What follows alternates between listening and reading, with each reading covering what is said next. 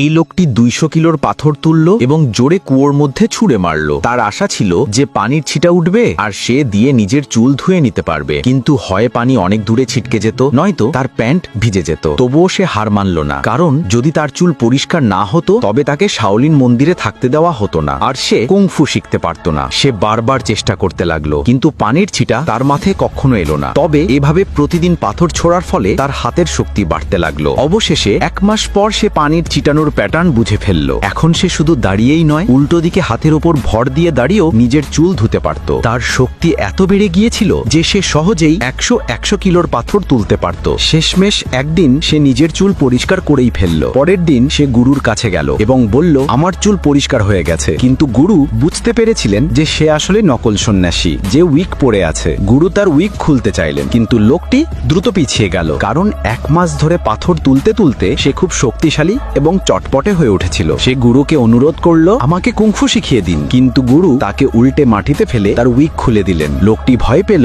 যে গুরু তাকে শাওলিন মন্দির থেকে বের করে দেবেন, কিন্তু গুরু তাকে আরেকটা সুযোগ দিলেন। তিনি শর্ত দিলেন, যদি সে বাঁশ দিয়ে শাওলিন মন্দিরে ছাদ মেরামত শেষ করতে পারে তবে তাকে মন্দিরে প্রবেশ করতে দেওয়া হবে। লোকটি রাজি হয়ে গেল এবং প্রাণপণ চেষ্টা শুরু করলো। কিন্তু যখন সে নিচে অন্য শাওলিন ছাত্রদের বাঁশের আঠি দিয়ে প্র্যাকটিস করতে দেখলো, তখন সে নিজেকে আটকাতে পারল না এবং তাদের অনুকরণ করতে